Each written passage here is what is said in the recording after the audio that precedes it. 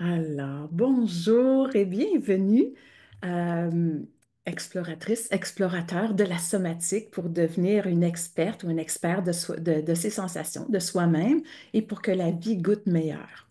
Alors, ce qu'on va faire, je vais faire un petit, mettons 15 minutes où je vais venir parler de mon approche et des bienfaits. Par la suite, on fera une petite expérimentation sur la chaise puis après ça, on donnera des petits détails, puis on prendra un moment pour peut-être partager ce que vous avez, ce que vous aurez vécu sur la chaise et poser des questions.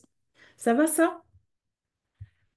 Puis je vous le dis tout de suite, je suis dépendante de mes notes, fait que ça se peut que je baisse la tête, mais c'est pour mieux amener tous mes propos. Alors voilà, je suis Sylvie. J'ai fait une maîtrise en danse, j'ai un DES en éducation somatique. Et somatique pour je pense que tout le monde est pas mal au courant, mais quand même, je vais le dire. Soma vient du grec qui veut dire corps vivant, corps vécu et perçu de l'intérieur. Hein, c'est le corps qui s'intéresse autant aux mouvements, aux sensations, aux émotions, à la pensée.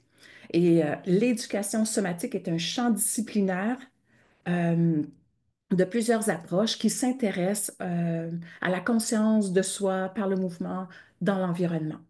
Et ce que j'ai étudié un peu plus, c'est la méthode Feldenkrais, qui est l'une de ces approches-là.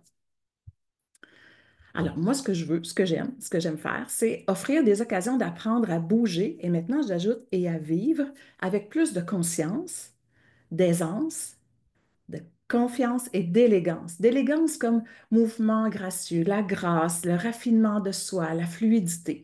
Puis ça, la fluidité, là, si on me dit, toi, en vieillissant, qu'est-ce que tu veux garder? Attendez, j'ai quelqu'un qui veut s'emmener, 2 secondes. Alors moi, si on me demande, je vais juste aller voir si le son de José est coupé. Je pense que oui. Exact. Alors moi, si on me demande qu'est-ce que je veux plus tard, moi, je veux garder ma fluidité. C'est vraiment parce que ça serait dit, semble-t-il. Alors, c'est ce que je veux garder. Fait que c'est ce que je veux enseigner. Alors, mon approche en conscience corporelle, qui est une approche aussi corps-esprit qu'on appelle, c'est mouvement en arborescence. J'aime bien dire la gymnastique des états d'être bénéfiques. Et cette approche, est inspiré évidemment de Feldenkrais, de l'approche écoutée avec tout son corps de David Katz. J'ai beaucoup aimé ce qu'il apporte. Emotional Body de Laura Bond et particulièrement Odette Guimond, avec qui j'ai pris quand même plusieurs cours. Le Continuum Movement d'Emily Conrad et plusieurs autres, évidemment, approches. Parce que tout ça, tout ce beau monde-là, ont été influencés, s'influencent l'un l'autre, pareil comme n'importe quelle autre discipline, mettons en peinture les gens s'influencent l'un l'autre, évidemment. Alors ça, c'est un peu de mes inspirations et surtout de ce que j'ai fait à la maîtrise. Excusez, j'ai quelqu'un qui veut entrer, je suis désolée. Alors, c'est ce que j'ai fait à la maîtrise, alors je l'ai un peu arrangé, modifié pour que ça soit plus, encore plus intéressant pour tout le monde. Voilà. Mais pourquoi j'ai choisi arborescence?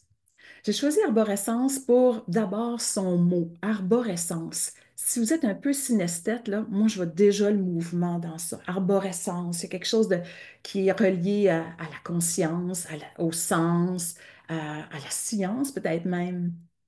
Je sais. Et juste revenir à mes petites notes. Et je pense que l'arbre est magnifique pour ses métaphores reliées à la dimension spirituelle, avec ses spirales, ses fractales, ses connexions, ses échanges, sa présence. Fait que je trouvais que c'était un mot assez fort, en tout cas pour moi. On pourra peut-être s'en reparler tantôt. Et quand je regarde un arbre, si on était dans un autre espace-temps, excusez, je vais juste faire une petite modification. Voilà. Si on était dans un autre espace-temps, on pourrait voir tout son mouvement de vie. Là, on ne le voit pas bouger. L'arbre, il pousse, mais on ne le voit pas particulièrement. Alors, si on pouvait le voir là, au fast-forward, en avance, on pourrait voir son mouvement de vie, comment il s'est adapté, qu'est-ce qu'il a fait pour arriver à cette forme-là. En métaphore, pour nous-mêmes, ça serait le fun de voir c'est quoi notre mouvement de vie, ce à quoi on a dû s'adapter pour avoir une telle posture, une expression faciale, une façon de parler. Fait que c'est quoi notre mouvement de vie? Puis vers quoi on pourrait aller avec ça? Je trouve que c'est une métaphore intéressante. Et j'aime bien l'aspect micro à macro. De ces petites pousses, ben, influence le tronc qui est solide et le tronc influence la petite pousse où est-ce que ça va aller. Donc, c'est une façon d'être à la fois à l'intérieur et à l'extérieur, tout comme ses branches à l'extérieur et ses racines, on va dire, à l'intérieur. Fait que c'est ça que je veux faire avec l'approche. C'est travailler à la fois notre intérieur, je ne sais pas si je peux dire ça comme ça, et l'aspect plus extérieur. Je vais vous donner un petit, des, des bienfaits justement intérieurs et extérieurs qu'on pourrait retrouver dans cette approche. Mais toute approche de ce type, corps-esprit ou en éducation somatique, on a des résultats, mais souvent non spécifiques. Mais quand même, il y a une petite tendance. Alors, pour moi, surtout en Feldenkrais, j'ai eu des élans de créativité. C'est ça que je veux proposer. Avoir des élans de créativité, une capacité intuitive qui est augmentée, du sens à sa vie. Puis en même temps, qu'il y ait un aspect mieux-être, une confiance, une aisance en mouvement, parce qu'on va faire du mouvement aussi. Donc, c'est aisance en mouvement qui amène de la confiance en mouvement. La gestion de la douleur, une réduction du stress parce que c'est assez relaxant aussi. Je pense que ça joue, pas je pense, je sais que ça joue sur la posture pour qu'elle soit plus harmonieuse, une démarche plus élégante. Et j'ai ajouté confiance, estime, amour de soi, connaissance de soi, image de soi. Ça change dans l'image de soi. Ceux qui ont fait déjà une pratique, peut-être que vous avez déjà goûté à ça. L'image de soi, c'est pas juste la photo, c'est pas juste ce qu'on a de l'air, c'est ce qu'on ressent de soi. L'image, qu'est-ce qu'on a, qu'est-ce qui se vit, qu'est-ce qu'on ressent de soi. Ensuite de ça, évidemment, on a vu souvent dans ce genre de pratique, en Feldenkrais particulièrement, c'est le développement de l'intelligence du corps pour que nos mouvements, là, je vous mets ça tout ça en vrac, là, euh, travailler avec moins d'efforts, mais être plus efficace. Ça, c'est toutes des choses qu'on pourrait discuter lors de la formation, évidemment. Et puis, ce qu'on a dit tantôt, on travaille avec le corps, donc on ajoute l'aspect souplesse, amplitude de mouvement. Donc, il y a des bienfaits à plusieurs niveaux. Là, j'ai ajouté la pomme, là, ici. Pourquoi est-ce qu'elle a ajouté une pomme, là? Mais pour faire un petit exemple, la pomme, évidemment, ça goûte bon, on peut la manger, mais on peut faire des tartes aux pommes, on peut la partager, on peut faire plein de choses à l'extérieur. Mais en même temps, la pomme apporte des nutriments à l'intérieur de soi. Je ne sais pas si c'est un peu bancal, mon exemple, mais ça me donnait une autre image. Puis pourquoi j'ai mis les chats? Aucune raison. J'aime les chats. Voilà. Ben, pour revenir encore avec cette espèce de lien extérieur-intérieur, c'est comme ça que je le dis, mais j'aimerais trouver d'autres mots. En s'occupant de son corps physique, c'est de l'ensemble de soi qu'on s'occupe. Mon professeur Yvan Joly disait, en améliorant une partie de soi, c'est l'ensemble de soi qui s'améliore. Dans le même sens, quand on écoute ses mouvements et ses sensations, c'est l'ensemble de soi qu'on écoute. J'ai un petit exemple aussi relié à ça. Il y a quelques années, j'ai fait une semaine de jeûne. Et quand je suis revenue à la maison, euh, je ne sais pas qu'est-ce qui s'est passé. Là, me suis fait un thé avec un petit peu de feuilles de thé. De rien. D'habitude, j'en mettais bien plus. Par la suite, je m'en vais prendre ma douche pour laver mes cheveux. Je prends un petit peu de shampoing. D'habitude, j'en mettais plus. C'est comme si le fait d'avoir réduit ou être dans une sobriété plus sobre dans ma consommation, dans un élément, faisant en sorte que les autres aspects de ma vie, il y avait cette sobriété qui s'était enclenchée sans que je le veuille. Ça s'est fait. C'est intéressant, ça. Fait que ça a plusieurs. Je ne vous dis pas d'aller faire un jeûne, là. C'est juste que c'est pour donner un exemple.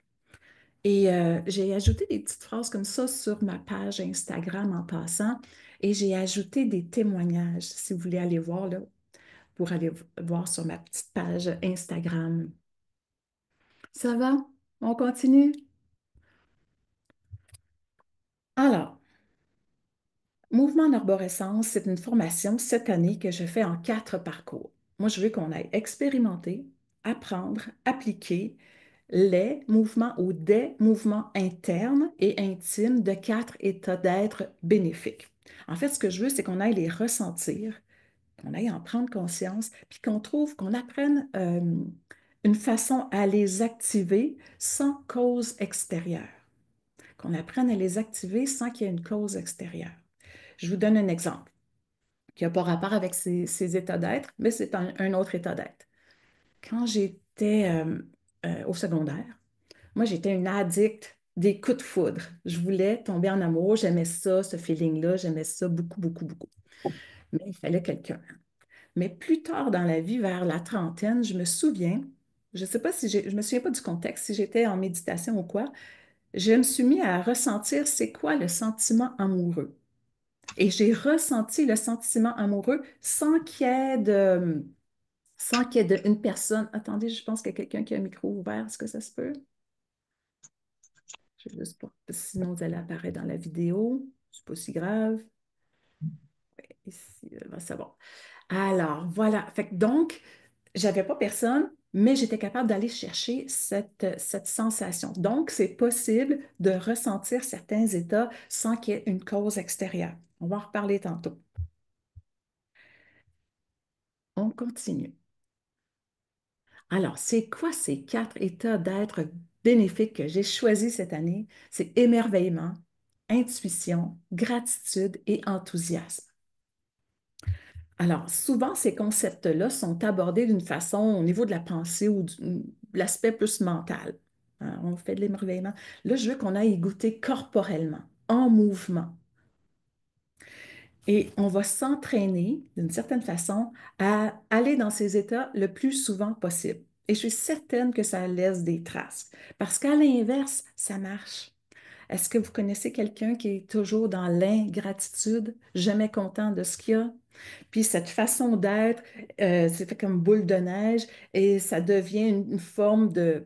Ça devient sa posture, ça devient sa personnalité, on pourrait-tu dire ça? Ça devient ça.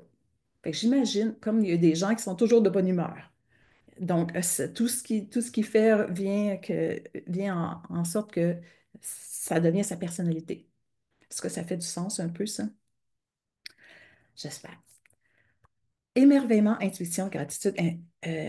Ah oui, c'est ça aussi, je voulais dire, c'est que étudier ça ou entrer dans ces états-là peut nous amener aussi à prendre conscience de nos habitudes de pensée, mais des habitudes posturales, corporelles, des patterns qu'on refait et puis de là, une fois qu'on en a pris conscience, c'est possible d'aller changer, de modifier quelque chose, un aspect de soi-même.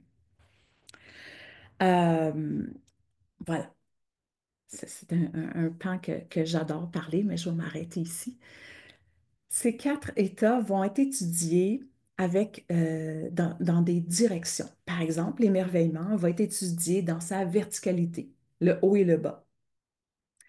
Je vais aller tout de suite à gratitude. Gratitude va être étudiée dans son horizontalité, gauche-droite. Enthousiasme, ça va être dans un mouvement avant-arrière. Et l'intuition ben, va être étudiée l'avant-arrière, c'est sagittal un peu, hein, sagittalité, on pourrait dire ça comme ça. Et l'intuition dans ses spirales, dans ses mouvements courbes, on peut aller chercher la 4e dimension, si on peut dire. Voilà, je continue. Alors, l'émerveillement, c'est apprendre à voir autrement, entre autres. L'intuition, c'est notre boussole intérieure. La gratitude, selon Épicure, c'est la façon de nourrir son cœur. Hmm. Enthousiasme, c'est l'énergie qui nous porte. Je change ma petite page pour être bien certaine de tout dire. L'émerveillement, là, c'est une façon différente de percevoir. C'est c'est sortir de son habitude de percevoir ou de concevoir quelque chose. C'est y voir un autre aspect. Ça va, l'émerveillement va nourrir justement l'intuition. L'intuition qui est, on va dire, on va essayer d'augmenter notre capacité à intuiter. Puis l'intuition passe par les sensations et le corps. Et je vous raconte une petite anecdote. Euh, il y a un petit moment, je lisais un livre, j'en ai parlé déjà à quelques personnes. Je lisais un livre, et puis dans le livre, il parlait d'intuition, de façon d'augmenter son intuition. Puis la personne dit, on prend une image qu'on n'a pas vue, puis qu'on dépose la main dessus, près de l'image, et on ressent, on fait contact avec ses sensations pour essayer de percevoir l'image. Étant donné que c'est ma job, les sensations, j'ai dit, moi, allez, je vais aller faire ça tout de suite. J'ai déposé mon livre, j'allais me chercher une image d'une carte là, que je n'avais pas vue, puis j'ai déposé ma main sur la carte et j'ai essayé de ressentir, de percevoir l'image. Et à mon grand étonnement, ça a fait, quand j'ai retourné je ne me souviens plus c'était quoi l'image, ça a fait comme, ah, wow! C'était pas mal ça. Fait que je me suis dit, toutes ces années d'éducation somatique, de conscience de soi, m'a amené à être meilleure en intuition. Mais ça, je ne savais pas. Fait que c'est pour ça que je l'amène ce côté-là, parce que c'est trop hot, puis ça donne beaucoup de confiance en soi. Je me souviens que il y a quelques temps, j'avais vu un truc relié à des chiens. Je ne vous raconte pas l'histoire, je veux juste vous dire que j'avais vu quelque chose arriver dans mon intuition, et quand c'est effectivement arrivé, ça m'a donné un élan de confiance en moi. J'étais vraiment étonnée de faire le lien entre confiance en soi et intuition. Peut-être que pour vous, c'est quelque chose, c'est évident, mais pour moi, ce ne l'était pas. Fait que ça aussi, je veux qu'on le fasse grandir ça. Gratitude.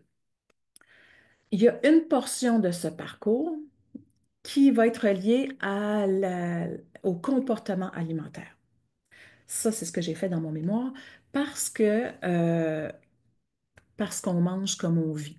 Puis c'est une façon tellement efficace pour voir comment euh, euh, de nous voir aller dans nos comportements. Ça ne sera pas un gros moment au niveau de l'alimentation, mais on va sûrement être touché parce que je trouve que c'est intéressant, c'est une belle piste. Et ça aussi, l'intuition va venir nourrir l'aspect gratitude relié à l'alimentation. Il y a tout un travail à faire intéressant avec ça. Le dernier, enthousiasme, ça, c'est aller de l'avant. Je ne sais pas si vous avez déjà fait une dépression, moi j'en ai fait une. Et ce qui était le plus difficile, c'est de ne pas ressentir cet enthousiasme. L'enthousiasme, on dit, hein, si on va voir l'étymologie, c'est porté par le divin, que tu aies envie de faire quelque chose. Quand tu es en dépression, il n'y en a pas de ça. Mais je pense que c'est possible de réactiver ça, de retrouver une façon d'être dans l'enthousiasme corporellement. Fait que c'est assez innovateur quand même parce que je n'ai pas vu personne travailler corporellement ces états-là. Puis intuition, on va dire, ben, c'est pas un état, ben, en état d'intuition, on pourrait dire ça comme ça. Et à quoi ça sert d'étudier ça ou de pratiquer ça? Ben, peut-être que ça va nous aider à développer des capacités à se ressentir autrement, à être autrement, tu sais, d'avoir des nouvelles facettes de soi. Mhm. Et effectivement, si vous allez faire des recherches au niveau de la science, qu'est-ce que ça apporte d'être, par exemple, dans l'émerveillement ou dans la gratitude? On parle de santé mentale, santé émotionnelle. On va aller tout dans tout l'autre côté de quête de sens, quête au niveau de la spiritualité. Ça aussi, ça ouvre la porte dans ces plans-là, autant physiquement, mais on va aller expérimenter ça. Expérimentons, yeah! Alors, j'arrête le partage. Et on va se mettre en mouvement sur la chaise. J'arrête le partage 2 petites secondes. Ça va jusqu'ici? J'ai-tu respecté mon temps? 15 minutes? Un petit peu plus, hein? Des fois, j'ai trop de jasette. Mais j'espère que ça fait des liens avec votre propre vie. Euh, dans un premier temps, j'aime souvent faire un petit exercice qui vient d'un TED Talk de Feldenkrais. Je pense que tout le monde ici est pas mal au courant, mais c'est quoi ressentir? Puis je sais qu'il y en a que c'est pas la première porte d'entrée, la sensation, mais ça se travaille et ça s'apprend. Puis ce qu'on va faire, c'est on va aller s'asseoir au bout de la chaise, pas au fond, vraiment au bout de la chaise, les pieds à plat au sol, puis on va venir déposer les mains sur les cuisses, sur les genoux, tranquille. Ça va ça? Et là, on va aller ressentir les mains sur les cuisses. La main gauche, le poids de la main gauche, par exemple, le poids de la main droite. Ça se peut que ce soit égal, ça se peut que ce soit différent.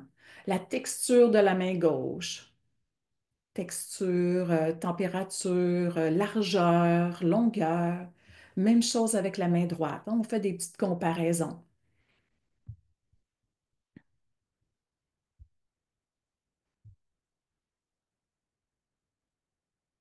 Et là, on va prendre notre main. Là, aujourd'hui, je vais essayer de ne pas dire gauche-droite.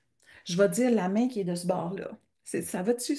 On va prendre la main. Vous pouvez la descendre près de vous. Moi, je vais la monter pour que ça soit plus évident. Le pouce, je vais venir flatter le côté de l'index, l'intérieur de l'index. Fait qu'on fait le tour de l'index comme ça pour aller toucher l'index. Ben, la- donnez-vous pas de crampe dans la main, là.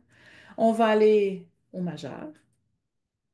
Hein, on se fait juste comme le pouce touche le majeur dans son côté extérieur, intérieur. Soyez pas parfait, là. Tu sais, c'est rondement. L'annulaire, le petit doigt. Hein, gardez un coude tranquille, une épaule tranquille. Moi, je monte ma main pour qu'on puisse voir, là. Puis on revient sur nos pas, hein, le petit doigt. Par la suite, on revient à l'annulaire. Puis si vous êtes fatigué, vous arrêtez, là. Le majeur, l'index. Ouais, pousse un peu, pourquoi pas. Et redéposer la main sur la cuisse. Et aller comparer la largeur de la main gauche, la largeur de la main droite, la texture d'une main par rapport à l'autre. Est-ce qu'il y a plus de différence que tantôt entre les deux mains? Ça se peut qu'on ne ressente rien. C'est pas grave. Ça s'apprend, ça se développe. Puis ça se peut qu'il n'y ait rien, puis c'est tout. Mais ça se peut qu'on ressente qu'une main qui est comme peut-être plus large. Je ne sais pas ce que vous ressentez. Moi, je ressens qu'elle est plus présente, qu'elle prend plus de place. Ça va, ça? Alors, c'est juste une petite façon pour entrer en jeu avec la question de ressentir. On va aller jouer un petit peu. Je vous rappelle, vous n'êtes pas sur la vidéo, fait que soyez libre de faire l'expression qui vous plaît. On a dit tantôt que c'était une approche corps-esprit.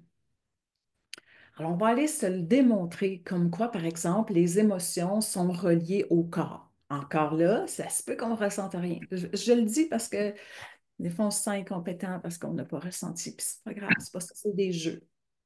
Je vois plus ton image.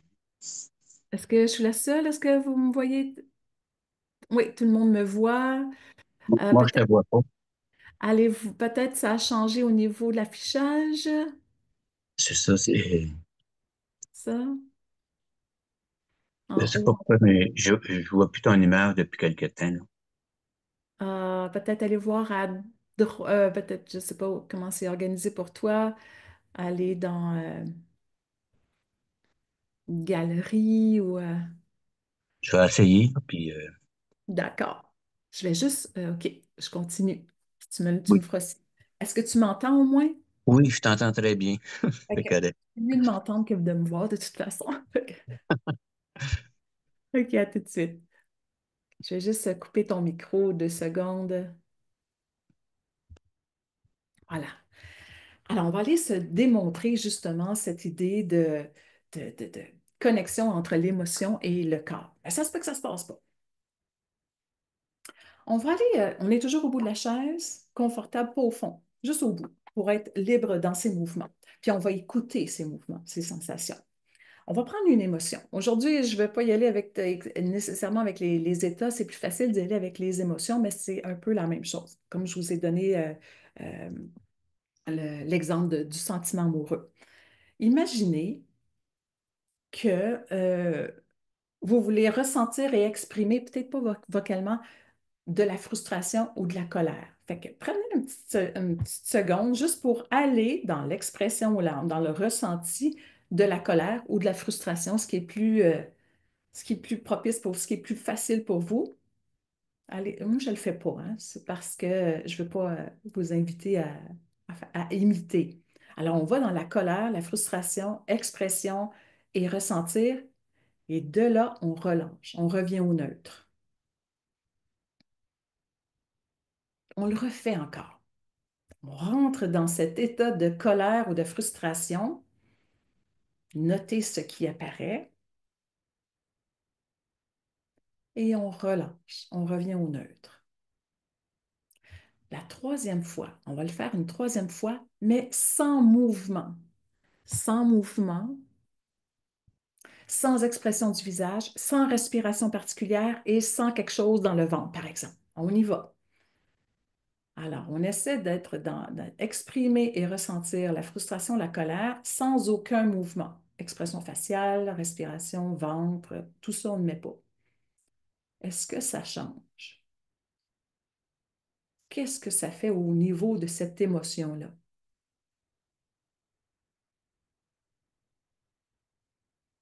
Et revient au neutre.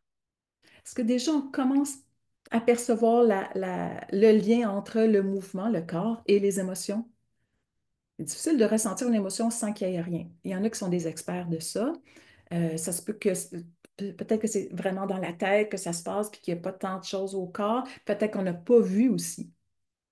On change d'émotion. On va aller dans la tristesse. Alors, pour quelques instants, on se laisse aller là, spontanément dans la tristesse. C'est quoi la tristesse, là? Qu'est-ce que c'est? Bon, peut-être qu'on va devoir aller dans quelque chose dans nos souvenirs, dans notre mémoire. On entre en jeu de la tristesse et on revient au neutre. On relâche tout ça.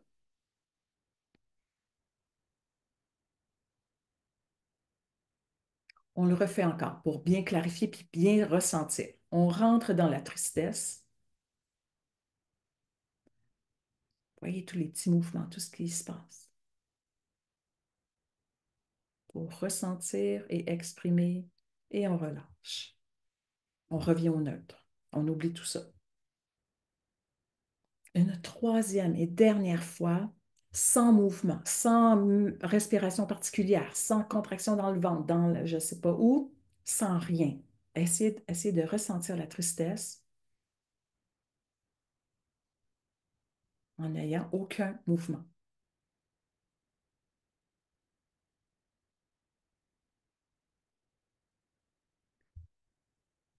J'ai hâte de vous entendre là-dessus. On relâche, on revient au neutre. Évidemment, je ne vous laisse pas là-dedans. On va en faire une troisième. On va aller dans la joie. Ah, ça, c'est pas. Alors, peut-être pas si facile, pas si facile. Alors, on va aller dans quelques instants, mais quand vous êtes prêts, dans l'expression et le ressenti de la joie. J'ai même la difficulté à ne pas le faire. Alors, on ressent, on est dans la joie et après ça, on revient, on se met au neutre. On sort de ce jeu-là, de cette pratique-là. Une deuxième. Deuxième fois, rentrons dans le jeu de la joie pour ressentir et exprimer la joie. Bon, ça va être un peu contenu, là, mais c'est pas grave. Et relâche au neutre. Évidemment, notre troisième fois, c'est pour venir nous prouver, peut-être, on va pouvoir en jaser tantôt, essayer d'exprimer, de ressentir la joie sans qu'il y ait de mouvement, aucun mouvement du visage, dans les yeux, la bouche, la langue, la respiration, le ventre, peu importe. Essayez d'être dans la joie sans aucun mouvement.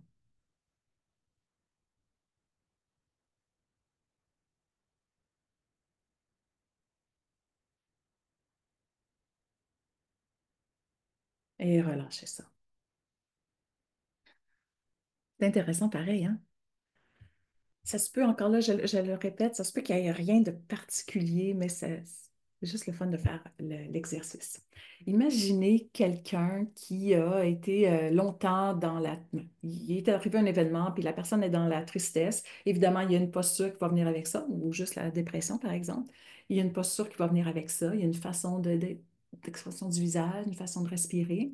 Et puis, si on ne se remet pas dans un certain neutre, ben, cette posture va s'intégrer et chaque matin on va se relever avec la même posture, le même genre d'image de soi et peut-être même la même émotion ou le même, pour nommer la dépression ou la tristesse.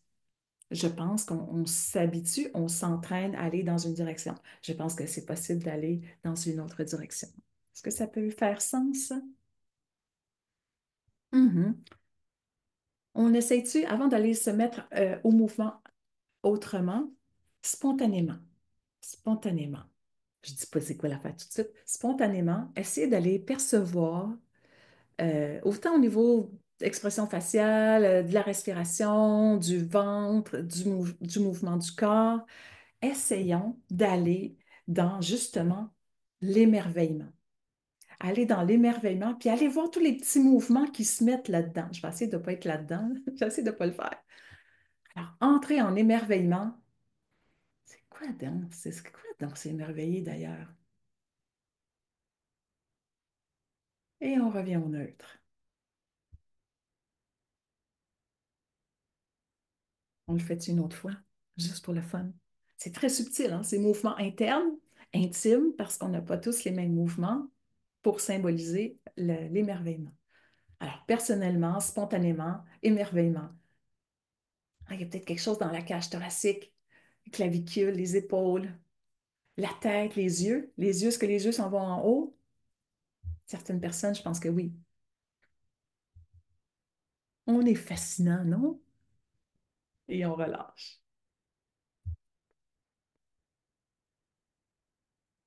Comme on dit, la pause conditionne l'esprit. La pause conditionne l'esprit. Est-ce que l'esprit conditionne la pause? Probablement. Qu'est-ce qui sont interreliés, qui vient avant? Je ne sais pas.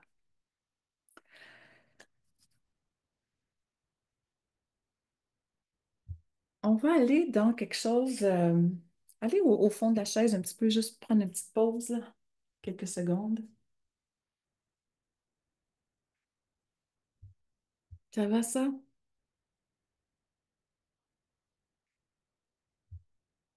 Et on revient. On revient au bout de sa chaise. Ça, c'est juste comme pour faire un petit stop de ce qu'on a fait puis vers ça. Là, on est dans l'observation de sa posture sur la chaise. On a une posture. De toute façon, aussitôt que je dis le mot posture, on se met à se dresser, se redresser le corps. À partir de cette posture, relâchez tout ce que vous tenez dans le ventre, dans les fesses, dans le visage. Qu'est-ce que vous devez relâcher pour être plus authentique avec soi, là, de cette fameuse posture?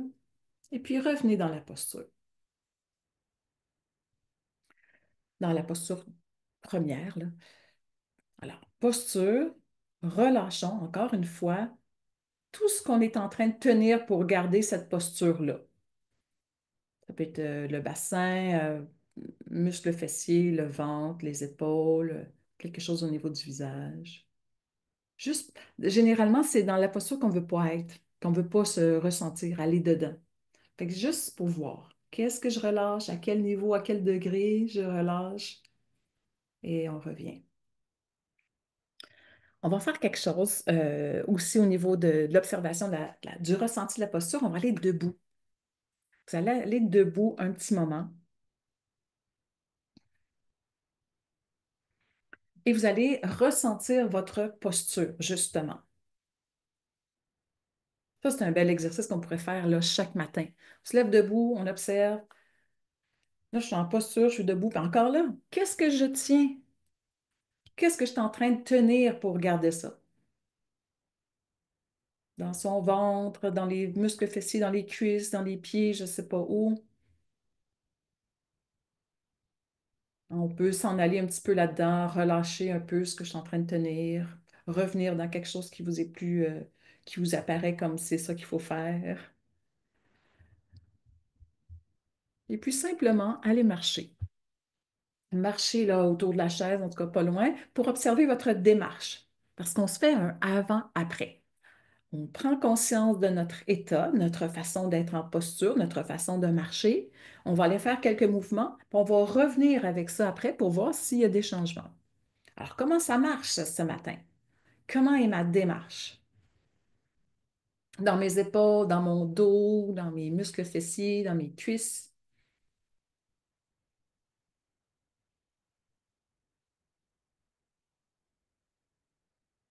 Et puis, ces sensations-là de la posture, de la marche, gardez ça quelque part en mémoire pour être en mesure de faire une comparaison tantôt. Gardez ça quelque part en mémoire et revenons sur notre fameuse chaise.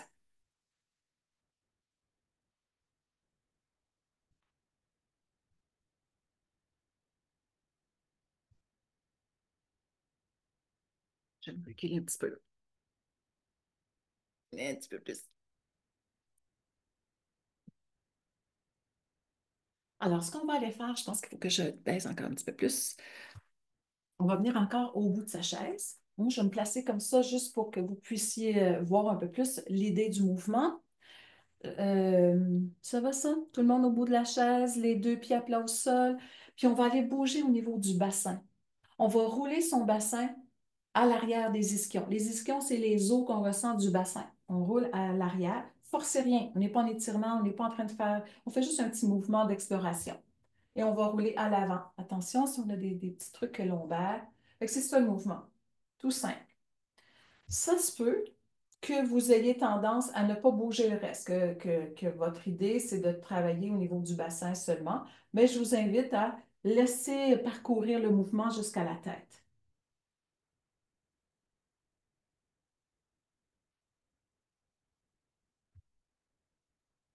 Ça va, ça? Relâchons un petit peu. J'ai pas de personne qui vienne m'aider à remonter à la caméra. On revient au bout de la chaise. On était déjà là. On va placer nos mains sur les cuisses. Puis tout ce qu'on va faire, c'est, là, on ne voit pas, là, mais on éloigne les genoux, puis on rapproche les genoux. C'est tout ce qu'on va faire. Relâche dans les épaules. Puis quand je fais ça, ce petit mouvement-là, bien simple, hein, des fois, on est en train de manger, puis on le fait ce mouvement-là. N'allez pas trop loin. Ni trop loin dans une direction, ni dans l'autre. Si on laisse bien le mouvement se faire, on va le voir apparaître, le mouvement du bassin. Roule à l'arrière des ischions. Quand on est en ouverture, on va sentir que le bassin roule un peu plus vers l'avant, hein, où la courbure lombaire est un petit peu plus prononcée. Sentez-vous ça? Ça se peut que non. Puis il y a un mouvement dans les omoplates. Relâche les épaules, hein. Il y a un mouvement, là, si je l'exagère, ça va faire ça. Si je vais plus loin en arrière, ça va faire ça. Excellent. On relâche. On va aller au niveau des pieds. Encore là, allez-y doucement. On va soulever les rebords internes des deux pieds, ce qui va faire que mes deux genoux vont s'en aller de chaque côté. On revient au neutre et on le moins loin. On soulève les rebords internes. Ça veut dire que mes deux genoux vont se rapprocher un peu plus. Ça va faire ça avec les rebords externes du pied. Je roule mon pied au sol, ni plus ni moins. Je peux laisser mes mains sur les cuisses. Sentez-vous le lien à partir des pieds? Oups, mes genoux s'éloignent. Oups, le bassin arrive. Oups, les omoplates et la tête, hein? J'essaie de faire circuler le mouvement. Encore là, si vous ressentez des douleurs, si vous sentez que ce n'est pas ça, faites la peau. Vous êtes maître à bord.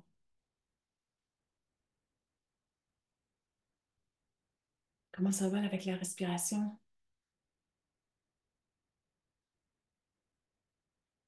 Excellent. On va aller dans quelque chose d'autre. Ramenons les deux pieds à plat au sol. On se fait une petite pause, toujours confortable. À n'importe quel moment, vous pouvez aller vous asseoir au fond de la chaise, puis juste regarder, puis ça fonctionne quand même. Maintenant, on va aller placer une main tout tendre sur sa joue, très tranquille. Encore là, si c'est trop difficile dans l'épaule, là, vous sentez que c'est trop compliqué, faites quelque chose de plus simple, évidemment. Alors, ça va, ça comme une main qui caresse. Puis le bras de ce bord-là. J'ai-tu dit gauche tantôt? J'ai-tu dit non? Hein? Le bras de ce bord-là. Le bras qui est ici s'en vient, la main s'en vient sur le coude. Relâchez dans vos épaules. Très doucement, délicatement, la main soulève le coude vers le haut. Oups, on va s'arrêter ici, puis on revient. Juste pour voir. On soulève, attention, respirez, soyez dans la fluidité et on relâche. Et on va voir apparaître, je l'espère, la possibilité d'amener le bassin vers l'avant, vers l'arrière, comme si le fait de soulever le coude amenait à faire du mouvement jusqu'au pied. Faites-en pas trop. Attention à la nuque. Si c'est trop pour vous, vous arrêtez. Relâchez la mâchoire. Ça a l'air de rien, mais il y a plusieurs petits détails là-dedans. Respire. Hmm. Et on s'arrête.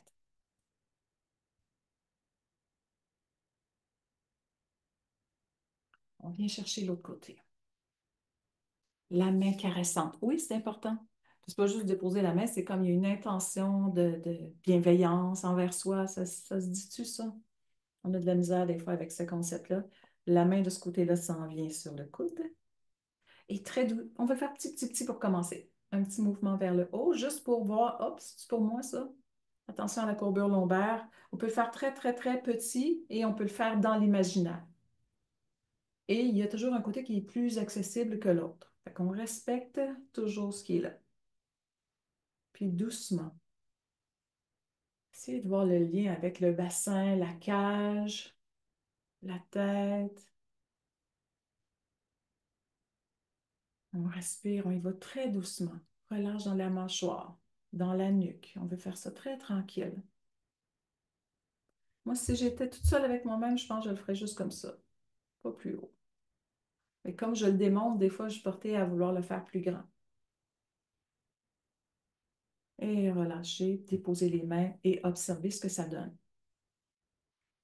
Dans les épaules, la distance entre l'oreille et l'épaule, l'appui des ischions sur la chaise. On a fait un petit test au début. On est en posture. Qu'est-ce que je relâche?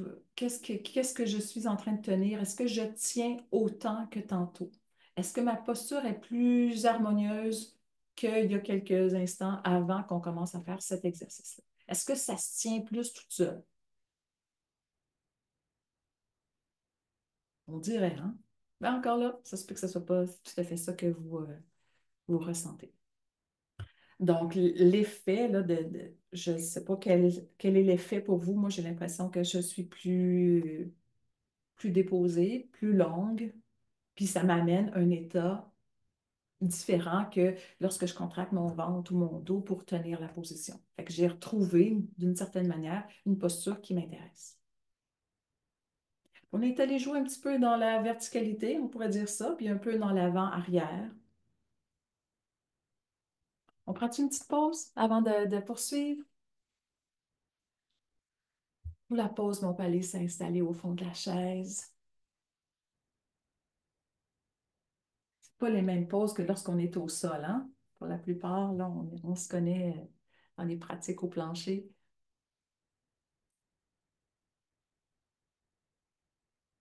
On en fait une petite dernière. On va revenir sur le bout de la chaise.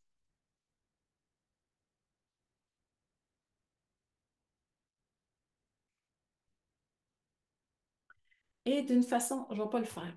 Parce que je ne vais pas donner de. Parce qu'on est habitué d'imiter quelqu'un qui nous montre quelque chose. Fait que je ne vais pas le faire. Mais vous, allez spontanément.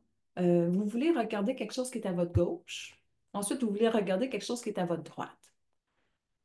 Donc, vous allez regarder, puis vous observez comment vous faites ça. On s'intéresse au comment.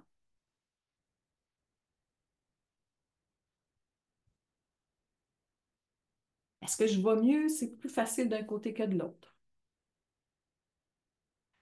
Et là, quand vous arriverez votre prochaine fois à gauche, arrêtez-vous là où c'est confortable sans s'étirer, là où c'est jusque là que je vais honnêtement. Prenez une photo, c'est-à-dire un objet dans la pièce, c'est jusque là que je vais. Prenez une photo jusqu'où vous allez. Mettons, je ne sais pas qu'est-ce qu'il y a à votre gauche. Vous prenez une photo. Ah, c'est jusque-là que je vais sans effort, sans tirer, sans forcer. Et puis, allez prendre une photo de l'autre côté. Jusqu'où je vais de ce côté-là. Jusqu'où tu sais, c'est avec aisance que ça se fait. Et prenez une petite photo. Voilà. On revient au centre. Avez-vous pris une photo? Jusqu'où vous pouvez aller d'un côté à l'autre? Voilà. On va aller travailler, c'est pas le bon mot, là, de ce côté-là. On va aller placer le bras ici sur la chaise. Le bras de ce côté sur la chaise. Je vais juste me tourner 2 petites secondes pour vous montrer quelque chose. Bon, évidemment, je change de bras, là. Je viens placer la main quelque part à l'arrière de ma chaise, puis j'incline, je mets un petit peu de poids sur la main, ce qui va peut-être faire en sorte que je vais m'incliner un petit peu. Ça va, ça? Et tout simplement, on va tourner, on va regarder de ce côté et on revient au centre. Toujours de ce côté-là. On va faire un petit bout de ce côté-là. Alors, on vient regarder sur le côté et un petit peu vers l'arrière et on revient. Toujours dans l'écoute de qu'est-ce qui se passe dans son dos, dans son ventre. Relâche dans les épaules, la mâchoire.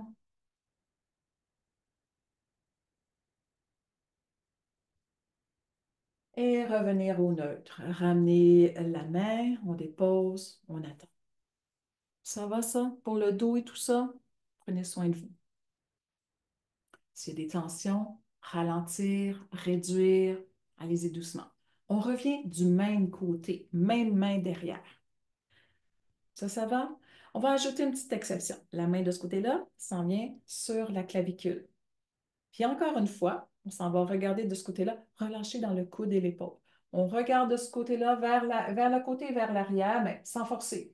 C'est juste une direction. Donc, les yeux peuvent aller vers l'arrière et on revient. Et là, on va rester dans la position. Restons dans la position et faites bouger les yeux de gauche à droite, sans forcer, sans tirer. Youpi! On revient, ramener tout ça, déposer les mains sur les cuisses. Ça se passe bien? Ça commence à laisser des traces. Il y a un côté qui est plus avancé que l'autre. On en fait un petit dernier. La main de ce côté-là, même chose, toujours le même côté. Là, on va emmener la main au menton. Ça, c'est une traditionnelle en Feldenkrais. Évidemment, on a une contrainte, donc ça peut limiter le mouvement. On va y aller doucement. On y va toujours sur le côté, les yeux, la tête, les épaules, pas trop loin, puis on revient. On va ajouter un petit quelque chose.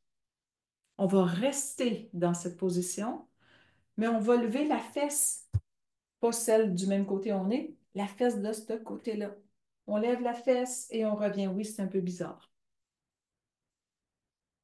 On soulève la fesse et on s'en vient sur le côté et on remet, on revient. Là, on entre avec tout ce qui est mouvement des genoux, le bassin, les yeux vers le côté, vers l'arrière. Est-ce que ça se passe bien, ça? Faites-en pas trop. Faites pas comme moi, des fois, j'ai tendance à en faire beaucoup trop. Et on relâche. On revient, dépose les mains sur les cuisses. Fermez les yeux quelques instants, puis essayez d'aller voir, est-ce que ça paraît qu'on ne fait qu'un seul côté? Est-ce qu'il y a une empreinte pour aller dans une direction? Est-ce que ça a laissé des traces dans sa posture? Puis imaginez une posture justement pour reprendre la tristesse ou peu importe, comment ça laisse des traces à plusieurs niveaux.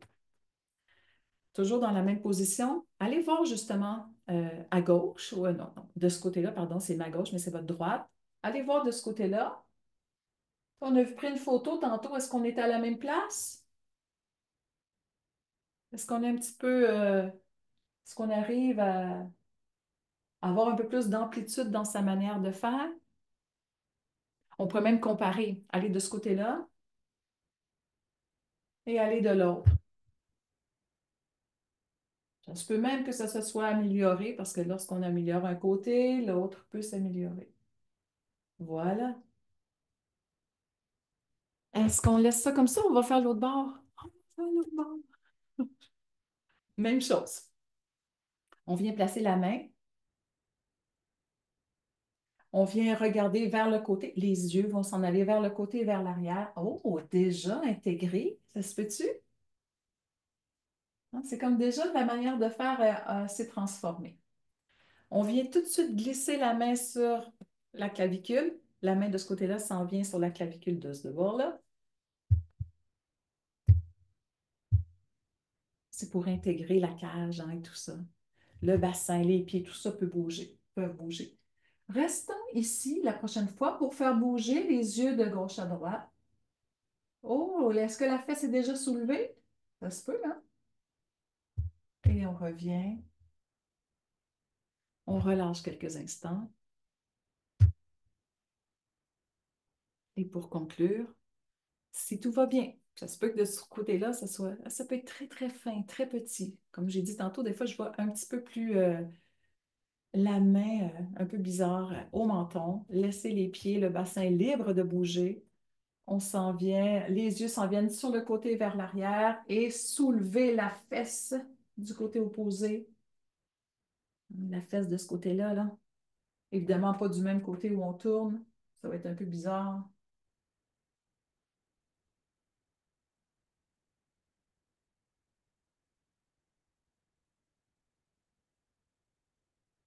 Et voilà. On revient au neutre. On prend le temps d'observer les sensations. Qu'est-ce que ça a donné de faire ça? Est-ce que ça s'est équilibré les deux côtés un petit peu? Parce que généralement, on n'a pas besoin d'en faire autant pour ressentir le même. Mais bon, comment est notre posture sur la chaise?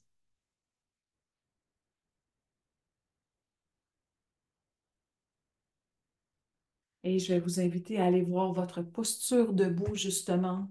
Trouver une façon, quand ce sera le bon moment, de vous ramener debout pour aller voir votre posture, justement.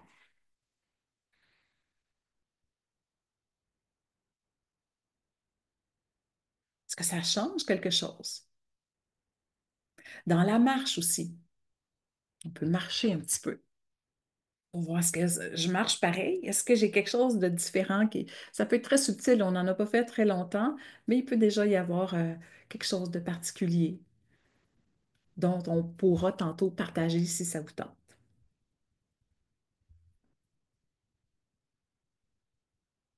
Juste dans l'image de soi, quand mes épaules sont orientées différemment, la longueur de la colonne. Moi, j'ai bien hâte de vous entendre.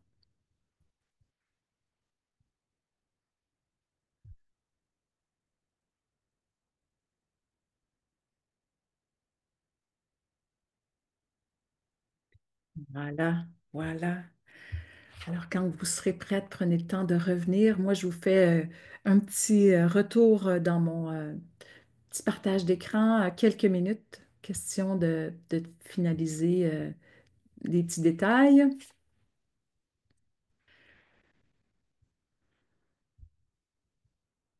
Alors là, on a vraiment visité à petite échelle tout ce qu'on peut faire, mais on a mis en relation le corps, les émotions, les états. Là, je n'ai pas été vraiment dans les états que je propose durant la formation, mais c'est de même nature. Alors, à quoi ça sert de faire ça? Ben, c'est de trouver un sens. Ça peut nous aider à trouver un sens, un projet, une manière d'être ou de faire, ressentir la vie plus pleinement. Imaginons si on pouvait être plus souvent dans l'émerveillement. Enrichir son potentiel, ça peut être au niveau de l'intuition, on en a parlé, mais ça peut être à différents niveaux dans des activités, dans ma créativité, la peinture, l'écriture. Ça peut être pour ajouter un plus dans une offre de service. Je ne sais pas ce que vous offrez, mais ça peut être inspirant aussi pour ça. Puis pourquoi j'ai mis la photo de la petite fille? Ben, parce que c'est à n'importe quel âge qu'on peut trouver un nouveau projet et tout ça, puis retrouver son cœur d'enfant. Puis la petite fille, elle a un chandail avec des chats. Non, je l'ai juste vu là, là. Et pour terminer, je veux juste donner quelques détails sur la formation. C'est une formation en 4 parcours en semi-privé. un déroulement de chaque séance, ben, on va faire de la mouvance intuitive, de l'exploration somatique. C'est un cours d'éducation somatique. On fait toujours des partages pour celles qui désirent, ceux et celles qui désirent. Il y aura une continuité dans une pratique dans la semaine. Parce que moi, ce que je veux, c'est qu'on aille quelque part. Je veux faire un chemin avec ça. Je veux qu'on chemine. Pas simplement un cours à chaque semaine. Je veux qu'on aille quelque part avec ça. Parce que lorsque je faisais mes formations, je trouvais que d'être dans un projet de, d'être dans une forme de formation comme ça nous amenait ailleurs. C'est pour ça mon petit chemin que j'ai mis là, là. Et ce n'est pas des devoirs là, comme tels, là, c'est des pratiques très subtiles à travailler. Ça va être assez facile. Durée 6 mois, parce que je veux justement aller dans cette idée de continuité. Chaque cours est à peu près 1 heure à chaque semaine. Et tout ça, ça inclut 28 heures d'exploration somatique, 2 accompagnements en individuel pour que je puisse voir comment ça va, qu'est-ce qu'on peut faire avec ça, comment on peut améliorer notre affaire. Ça donne un accès aussi à des séances dans la boutique. Puis je suis en train de mettre des séances sur mon site Internet et une participation gratuite à la célébration au manoir au 20 juin pour célébrer ça. Justement, c'est une valeur de 30 $. C'est ici. Euh, on va venir faire de la marche guidée somatique, des jeux de connexion avec la nature. Après ça, on va jaser parce qu'on aime bien ça généralement. Puis c'est chez moi. Fait qu'on va pouvoir faire des trucs avec les arbres. On a un espace qui est super intéressant. Fait que voilà. Combien ça coûte tout ça? La formation en 4 parcours, au lieu de 1 100 $, c'est 880 c'est mon offre de lancement jusqu'à demain, ou peut-être jusqu'à jeudi, vendredi. Et il y a possibilité de faire différents versements. Tout ça, c'est sur mon site Internet si jamais vous avez besoin de revoir certaines informations. Puis un parcours, si vous voulez juste faire un parcours, ben, c'est 325. Évidemment, il est un petit peu plus cher parce que je veux justement aller dans cette continuité-là. Parce que ça prend plusieurs cours avant de comprendre où est-ce qu'on s'en va avec ça. Puis qu'est-ce qu'on fait. Puis la richesse de ça. Et voilà. Merci beaucoup. Merci beaucoup. Fait que j'arrête l'enregistrement, puis je m'en viens vous écouter, puis vous entendre vos questions.